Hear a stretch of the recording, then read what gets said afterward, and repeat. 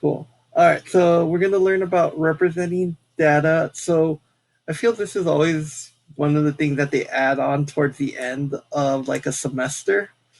When they start talking about data, they always toss it into algebra because they're like, we don't want to teach a statistics class.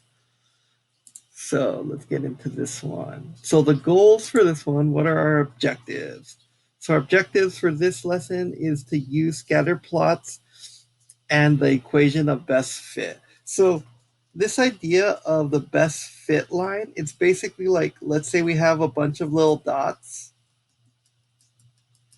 and our goal is to kind of try to make this line that kind of goes through the middle. So if it's best fit, you should have an equal number of dots on one side of the equation and another on the other side.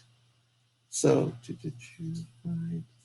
so this side of the equation of the line, this side of the line should have the same number of dots as this side of the line.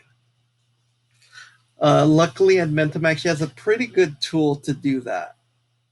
So, is the rest of the screen too dark if I do this mode, guys?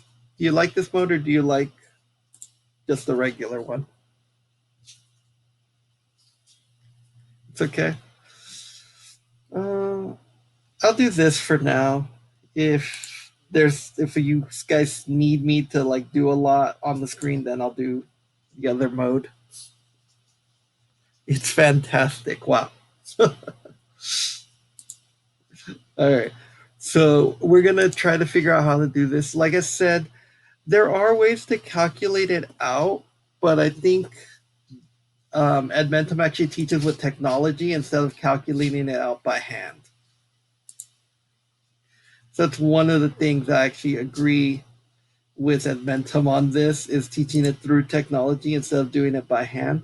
So if we want to do these points, so this one's just a warm up on how to plot. So click your point, go on 2, go up to 3, do your point. Next one, go to 3, go up to 4, do your point. Next one, go to 6, go up to 5. And this is the reason why I'm going to start recording these on my own. That way you guys don't have to sit here and watch me just graph points. Cool. So that's how you do that one. You submit it. And now we're going to go into finding these lines. So when we're talking about line of best fit, that's what I talked about here, that it's the line that fits this perfectly with an even number of dots on one side and an even number of dots in the other. Also, we're going to learn about correlation. Correlation is how close the dots are to this line. So this has a strong correlation because they're really close to the line. If it has a weak correlation, the dots are kind of everywhere. Like you would see dots like here. I should probably do the same color. You can see dots like here and here. It'll be really weak because they're not that close to the line. They're kind of everywhere. It's almost random. All right. And another thing, guys, if you guys are having trouble, I totally forgot to show you guys how to do this at the beginning of the course. Probably should have done that. Is if you go to resources, you can go to guided notes. And this right here will tell you like information that you need to learn from the unit. So this is like a good way of kind of studying for the test, is going through the guided notes and answering these questions. I'll start putting these on the Google Classroom. That way you guys can fill out your own ones, print them out if you want. I think it helps. Let me close this up. So scatter plots. So scatter plots, they're just two variables. So we're just going to plot the dots. So here's our dots for a scatter plot. It's just literally points scattered on the plot. So let's say accessing these. So this is just talking about labeling your graphs. You guys have done this in other classes, I hope, where let's say we're talking about the weights of a dog. Well, if we want to figure out our variables would be the age of the dog. We don't really have a control over the age and the weight. Usually, weight will depend on how old the dog is. If you have a little puppy, it shouldn't weigh that much. Oh, no problem, guys. So, doing these, you always want to do this as a like this. You want to ask yourself what's dependent. What depends on what? And if you're talking about weight versus the age of a dog, you're probably going to come up with a sentence that's like the weight depends on age, right? The age doesn't depend on the weight. Like, it's like, how old is this dog? I don't know. How much does it weigh? Like, that's not the first thing you're going to go to for that. You're probably going to be like, oh, how much does the dog weigh? He's like 5. He probably weighs like, I don't know, 18 pounds, something like that. Or I guess in this case, the dog weighs, or the dog is 11 months, so it probably weighs like 18 pounds. That kind of thinking. Or like basketball statistics. Well, how many rebounds did that person get? Well, how many points were scored in the game? The amount of rebounds is probably going to be dependent on the number of points in the game.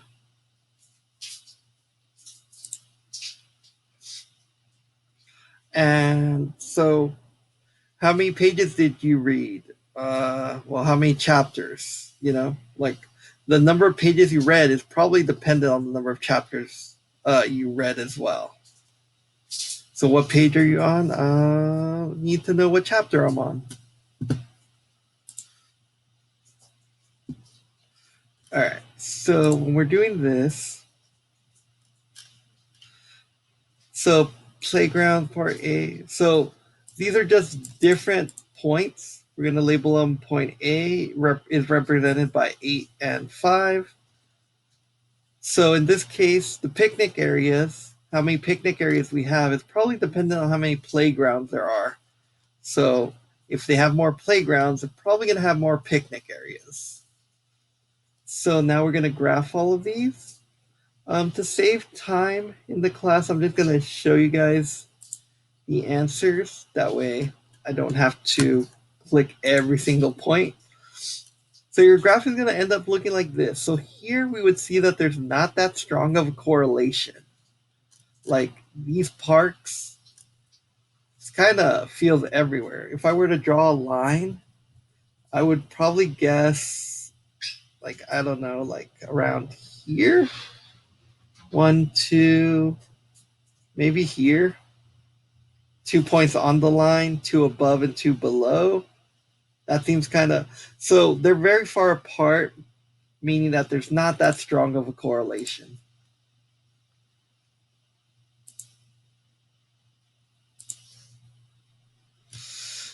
All right, so then we're going to talk about positive correlations and negative correlations. We kind of talked about this when we learned about slope. A positive slope is when you go to the right, you go up. So you would want to go upwards.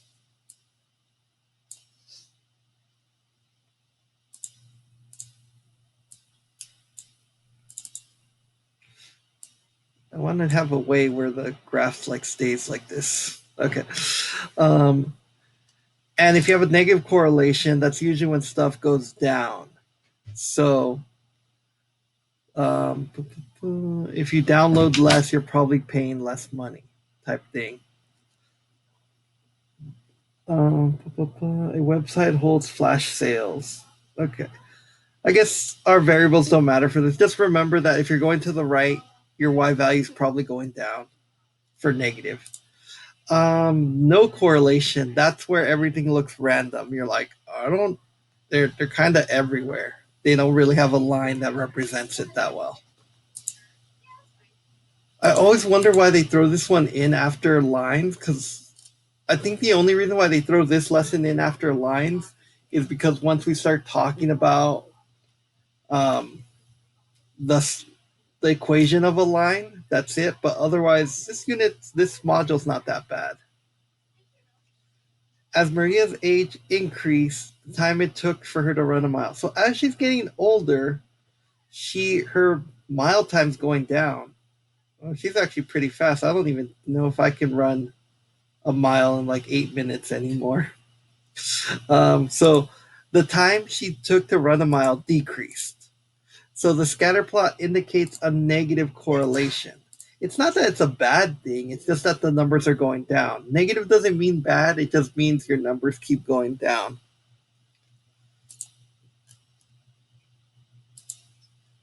So when we're doing part 3, lines of best fit, we're trying to find the line that kind of represents this data really well. So they're drawing the line here, and like I said before, it should have an even number of points on the top and on the bottom. 1, 2, 3, 4, 5, 6. 1, 2, 3, 4, 5, 6. And they even say it's an approximate line of best fit. They're just kind of drawing it. It's like, oh, I think the line's kind of right there. So if we're looking at this one and this one, B doesn't really make sense because it's showing 4 points. That, yeah, there's a good amount of points on the line, but it doesn't have points on the top and on the bottom. It's not even anyway. So that's why the answer is only A. Because if you look at line B, it passes through a few points, but the majority are below the line. You want them to be above and below.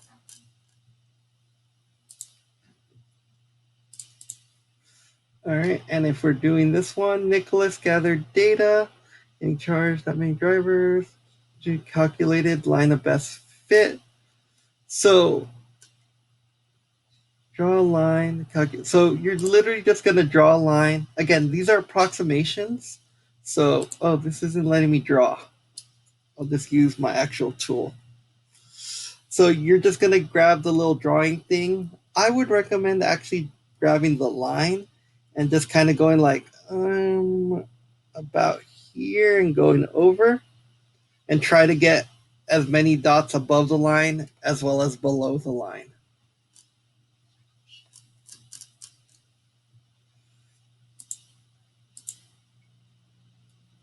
All right, and then let me erase all this.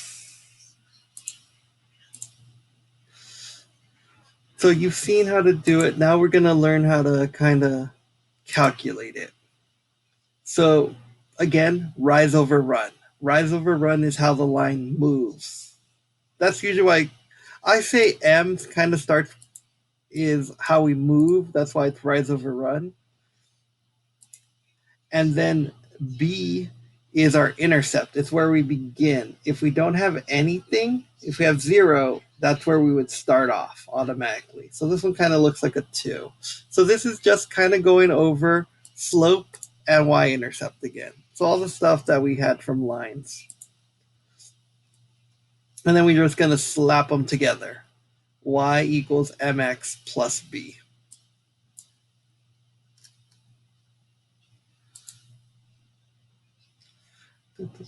All right. And what is the equation of this line? So again, we're going to look at where we start. We start off at 6. That's why our intercept is 6. And then we're going to look at our slope. In order to look for a slope, I've had a few students kind of get confused on what I do here. I'm looking at like a point where the line crosses. I'm not looking at the actual dots themselves. I'm looking when the line crosses these little grids, these little vertical and horizontal grids. So there's a point right here, and the line also crosses it again here. So now I need to calculate my rise over run. So I'm going to go up 1 over 1, 2, 3, 4. So I'm going to say that my slope is 1 over 4. So that's where they get the 1/4. Up 1 over 4. And I could have picked any 2 points to have that happen. So for example, I could have started here and gone here, and my slope would have been the exact same. I go up 1 over 4. Anywhere it touches the grid is a good spot to start counting.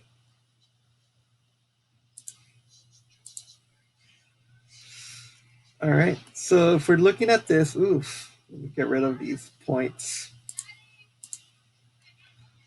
So if we're looking at this, a line of best fit would not be this one. This one does have a lot of points, but all except 1 point are above the line. So definitely not M. N, I don't even know where they got this one from. Kind of weird. It doesn't have any points, and all of the points are below it. So by default, line L is our best choice. Why is line L our best choice?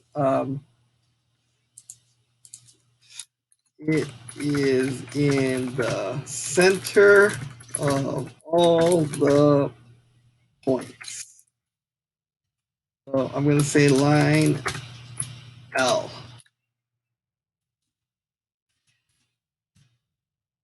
is the line of best fit because it's at the center of all the points. The other ones are just terrible. So select the line equation drop menu, the y-intercept. So remember, y-intercept is our b. So this is our b, and the slope is our m, also known as our rise over our run.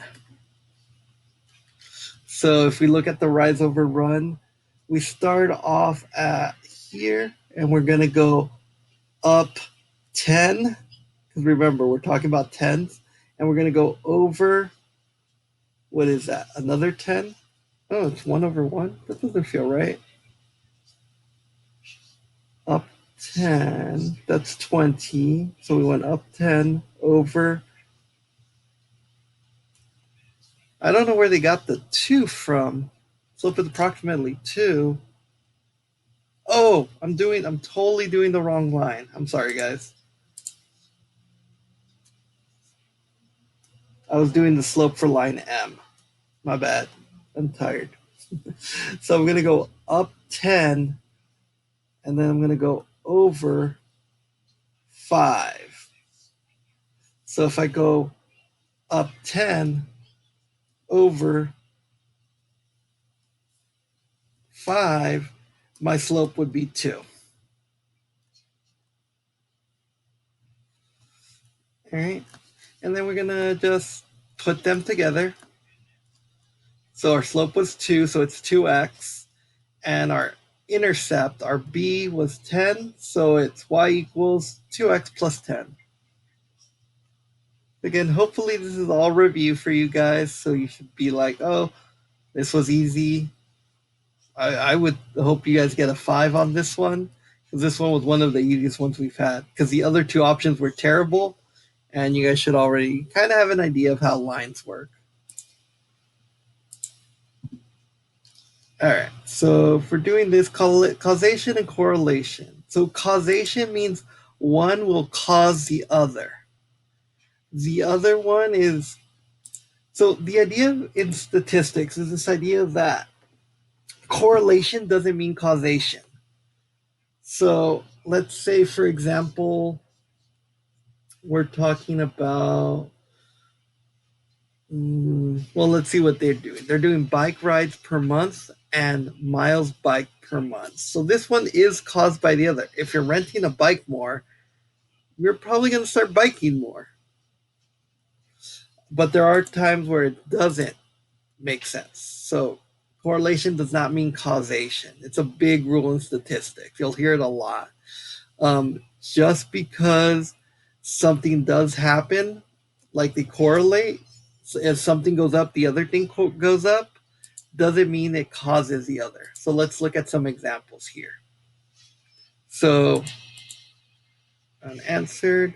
So if we're talking about temperature and ice cream sales, if the temperature goes up, you're probably going to sell more ice cream. I don't think people buy a lot of ice cream in the winter. So I would say this correlation with causation. As the temperature goes up, probably going to sell more ice cream. This one, weight and hours reading. So this is saying that if you weigh less, you read more. That doesn't seem right. It doesn't seem like if you read more, you will start weighing less. So I would say that's correlation without causation. You don't start weighing less by reading more. That would be a very interesting diet. And this one's neither. It doesn't look like there's any correlation at all. So if you have more siblings, that doesn't mean you're going to be taller. It also doesn't mean if you have more siblings, you're going to. Uh, it also doesn't mean that you're going to have less siblings. Yeah, we can talk after class, Jasmine. Not a problem. Oh, Alyssa. I thought you were talking to me. I got all excited there for no reason. All right, and then just make sure you guys are watching the or reading the summary. So this one, like I said, it shouldn't be that bad. There's a one of the activities. It seems hard because it's like find the line of best fit. There's actually a tool. Is there a graphing tool? There is a graphing tool. Data plot. Let's say you had. Can I make dots? I can't make dots. Let's say you had dots like this.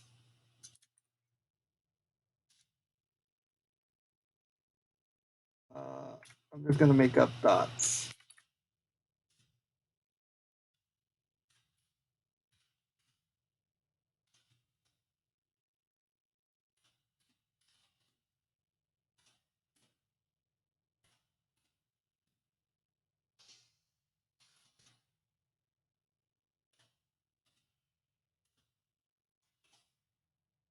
We plot these dots.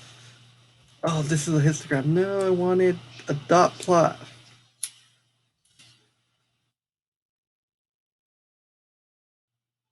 Graph. Data.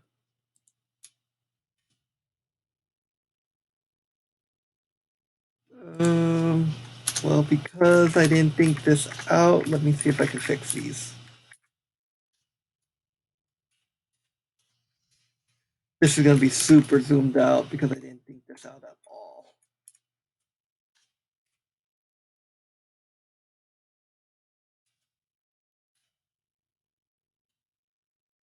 I have these dots here. There's actually a tool on here. If you go to Mark,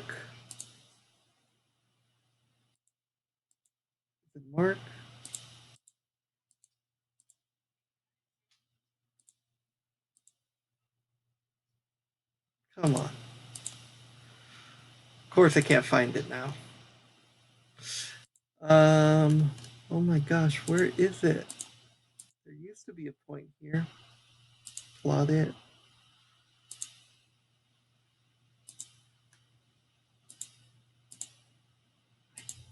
Oh, there we go. You go to relationship, you make a line, and then click best fit. That's how you make your line a best fit. And it actually calculates the slope and everything for you. So it's not on mark, it's on relationship, linear, and then just make sure to click this little dot and it makes a line of best fit for you. That's going to help you guys out a lot. That looks so confusing, TBH. The graph. Oh, let me. Does it make a little more sense now, Jasmine? I know I did it like a little weird, but the way you do this is you just go to data, you put in whatever points they give you. When you're doing this, they'll actually give you dots to plot. So you would just copy and paste those. But just make your dots, then go to relationship, linear, and click that box. So first you want to plot all your dots. And then you can go from there. So you would just make like a Y, an X. I'm just going to do random points right now.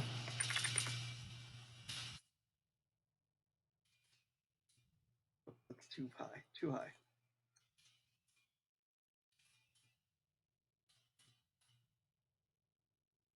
So here's all my dots. They're kind of everywhere because I wasn't thinking. Go to relationship, linear, click best fit, and it adjusts it for you. So this would have like a negative type relationship. Cool. Let me save the video now.